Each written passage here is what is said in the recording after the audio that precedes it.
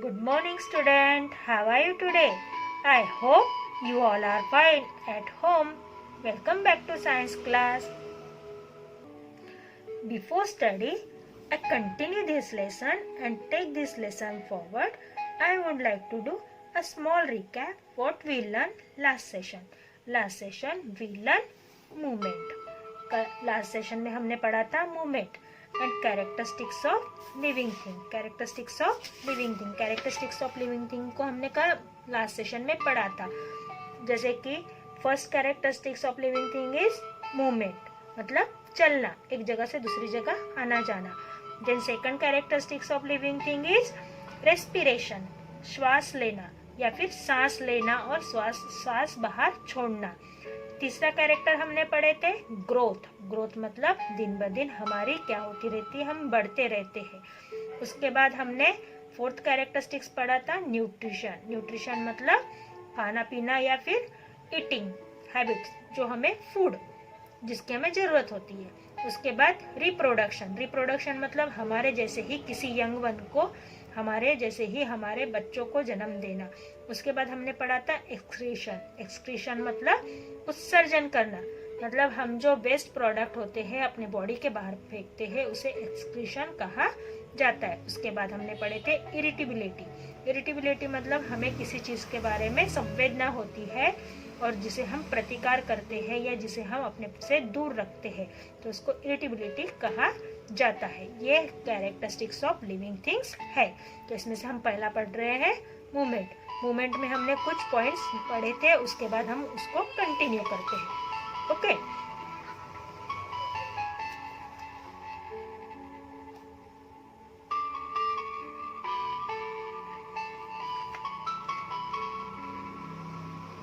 Movement में हमने animals and shelter possibilities तक पढ़ा था. उसके बाद हमने सनफ्लावर का भी एग्जाम्पल लिया था. अब हम पढ़ेंगे the moon flower open it petals only when the moon shine. जैसे कि सनफ्लावर होता है, सूरजमुखी का फूल होता है, जो सिर्फ सुबह के समय ही सूरज के उगने के बाद ही उसकी पेटल्स ओपन होती है. मतलब फूल की डायरेक्शन, पेटल्स नहीं, फूल का जो फेस होता है, फूल के फेस की जो डायरेक्शन होती है, जिस वे में, जिस साइड में सन का फेस रहेगा उसी साइड में ये होता है, जिसे हम इसीलिए इसको क्या कहा जाता है, सनफ्लावर, सूरजमुखी का फूल. उसी तरीके से the moon flower open it petals only when the moon shine. उसी तरीके से एक मून फ्लावर होता है, उसके जो पेटल्स है, उसकी जो पत्तियां है, वो सिर्फ जब मून निकलता है या मून राइज होता है उसी समय पर इसकी पेटल्स हमें दिखाई देती है, इसकी पेटल्स ओपन होती है. Okay, then page number next. Okay,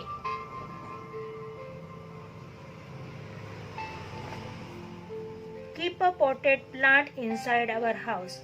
एक पेड़ लीजिए और उसे क्या कीजिए, अपने एक गमले में लगाइए और उसे अपने घर के अंदर रखिए. एक छोटा सा आपको पौधा लेना है और उसको एक गमले में लगाकर उसे घर के अंदर रखना है. Okay, you will notice that it will start growing toward the light.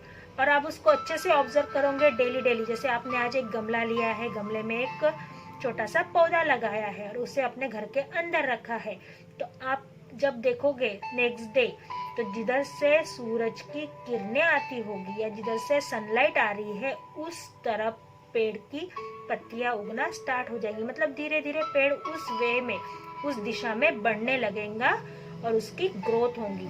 So plant show movement which is very slow and gradual.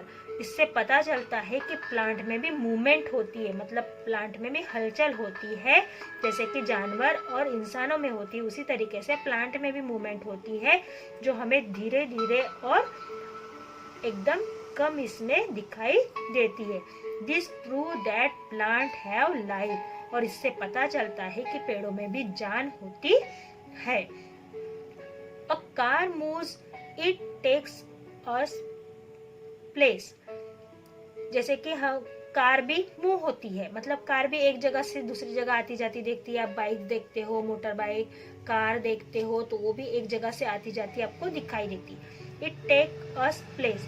और वो एक जगह पर अगर हम कार को रखते हैं, so does a car, a cycle and an aeroplane, जैसे कि साइकिल है या फिर एरोप्लेन है, but those vehicle can not move on their own. अगर हमने समझो रात में कार अपने घर के पोर्च में पार्क किए हैं और हमने गेट लगा दिया है, तो हमें सुबह कार उसी जगह पर दिखाई देती है, क्योंकि वो खुद ब खुद वहां से आती जाती नहीं है।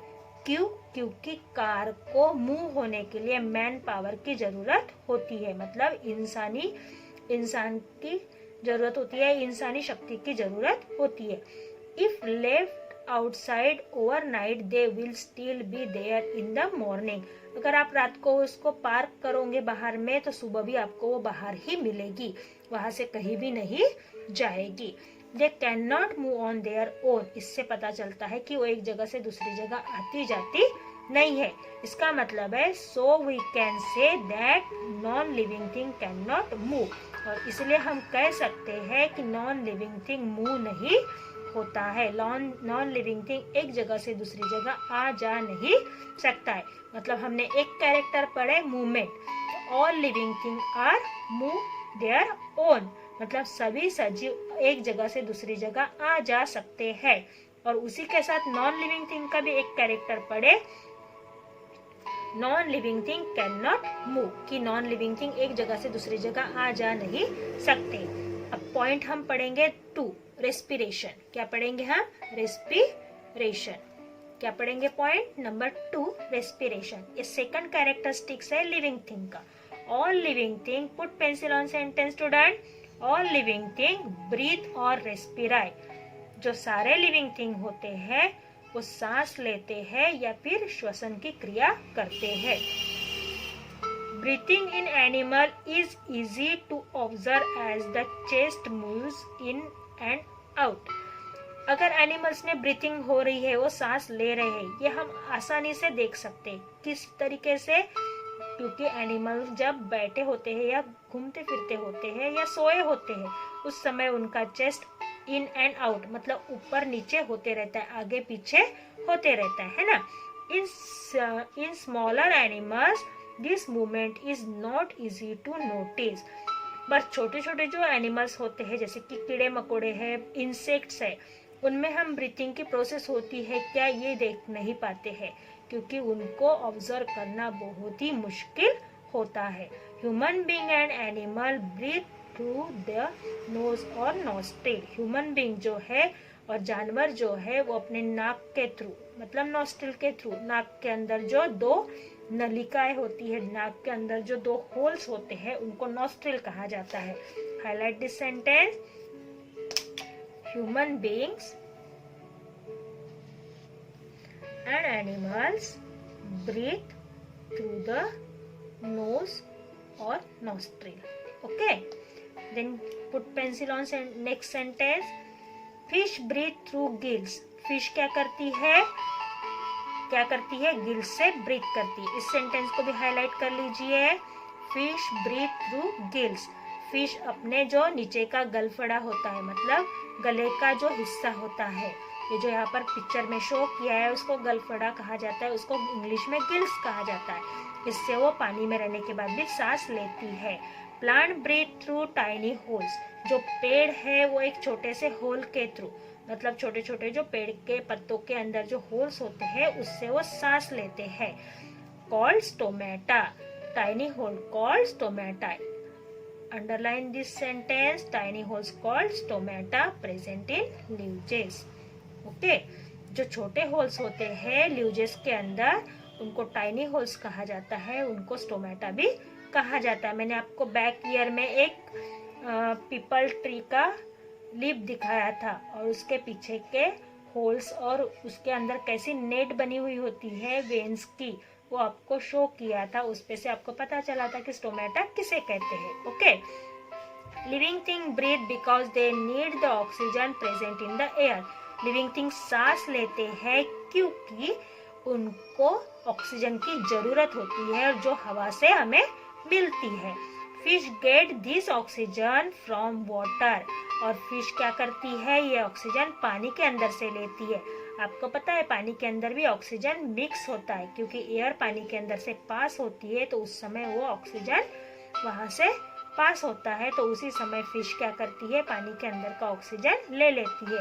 Oxygen help to burn the food and provide energy. Oxygen क्या करता है, फूड को जलने में मदद करता है, और फूड जब जलता है तो उससे एनर्जी पैदा होती है और वो एनर्जी हमें मिलती है। All living thing need energy from movement and to perform their routine activities. और सारे जो जीवित लोग होते हैं उनको इस एनर्जी की जरूरत होती है काम करने के लिए, इधर उधर आने जाने के लिए, अपना दैनंदिन कार्य पूरा करने के लिए। If the air around us does not have any oxygen, then all living thing will die. अगर देखोगे कि आपके आसपास ऑक्सीजन नहीं है, मतलब ऑक्सीजन आपके आसपास कहीं पर भी नहीं दिखाई दे रहा है, इसका मतलब कि सारे लिविंग थिंग क्या हो जाएंगे, मर जाएंगे, क्योंकि without oxygen living thing do not live. Without oxygen living thing do not live, क्योंकि जो जीवित लोग हैं वो बिना ऑक्सीजन के जिंदा नहीं रह सकते हैं।